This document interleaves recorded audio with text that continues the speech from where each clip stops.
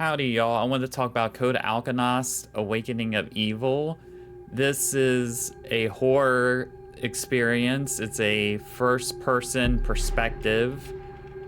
It's sort of a exploration, puzzle-solving type of experience. You spend the entire game in the woods, pretty much, and you're going into different areas. So there's like a lake, there's a cottage, there's like a tiny village, all these little spots in the game that you visit. So the story, it's kind of wonky. I was confused for a bit on what was happening, but it's based, I think, on folklore of some sort.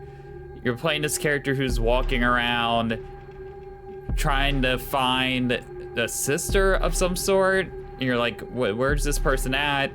In the meantime, you come across a couple demons.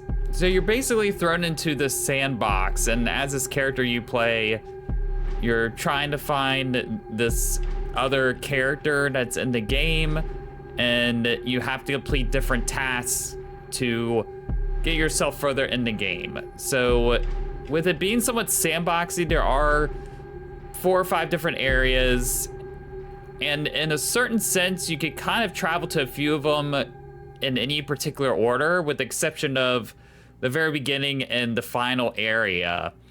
As I was playing through this game, there'd be a couple different paths I could take, and the map is somewhat okay.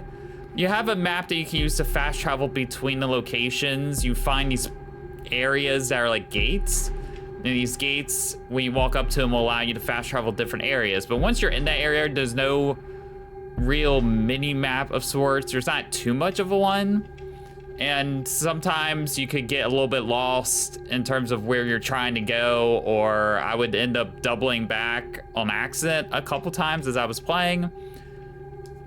This game I played on PC. It ran mostly okay. I didn't have too many issues with it. It did take a hot second for it to load though. Sometimes it would be a little bit slow loading in from the menu or in between the saves, but that could be just because I have an older PC. I didn't use controller for it. It was only built for mouse and keyboard, at least at this time. I didn't have too many problems with the puzzle solving per se, but there was 2 times where I needed to solve a puzzle to continue the game, and for some reason the way my PC was doing it, or I'm not sure if it was the game itself, I couldn't actually see the symbols on the lock, which I needed to open a chest. So there was a couple times where I came across these chests, and you have to do the symbols in the correct order to open a chest, but it was all blurry for me, and I would try switching the settings around on the game. I was still having the same issue. The rest of the game looked okay. It was just that particular moment, so I would sometimes have to like kind of cheat to figure out what symbol was which, and I would have to like kind of squint my eyes to sort of figure it out, and that was a little bit of a pain in the butt. As you were walking through, sometimes characters would kind of pop out to kind of scare you, where you would see like a character running far away or something like that, but it wasn't scary at all like it was supposed to be, just because of the modeling of the characters was so low budget. It wasn't really scary at all. There was a moment or two where a noise would pop up and it would be a little bit of a jump scare, because sometimes the game will just throw you a random scream out of nowhere. And so that would be somewhat effective, but that was rare. You would come across certain enemies and all you could do is just run away. You wouldn't be fighting back. It gives you options to hide, but I never felt the need to really hide, because you could just outrun them. As long as you just ran away from them for a good moment or two, eventually the enemy would just disappear. So I never felt the need to hide, even though the game gave me the option to. And it's not until the very end where it gets maybe a little bit more action oriented of sorts, and you might get a chance to fight back. But otherwise, it was just the enemies would show up and they would kind of just get in the way. Sometimes I felt like they were more annoying than they were scary. As you're going through, you pick up all these different objects in your inventory. You have a tab for objects that you use, such as improving health and stamina, like refilling those things.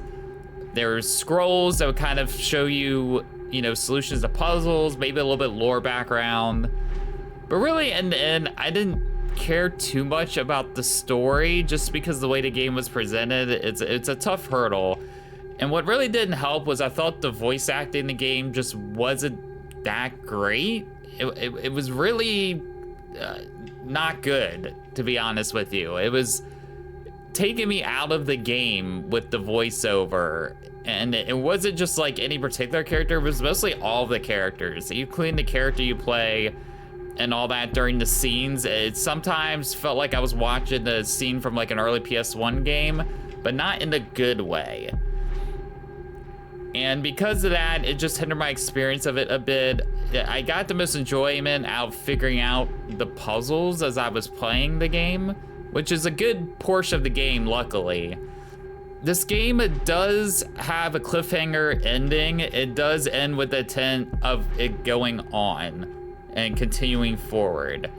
The developer is making more additional content that they're gonna add in there, which is cool to have additional content for that. But if you're playing this game and you're hoping for an ending or you're not vibing with it, just let you know, it doesn't wrap up. So if you're playing this game for like 10 minutes and just not interested in it, then just move on, because you're not gonna get a full conclusion on what's happening. It kind of wraps up like the initial story of this particular portion, but it just is like, oh, whoa, this isn't over. This is another part's about to begin. And after at the end of it, I don't know how I feel of wanting to continue the story, just because my experience with the game was only okay. I might check it out because I believe it's gonna be free content, so that's awesome.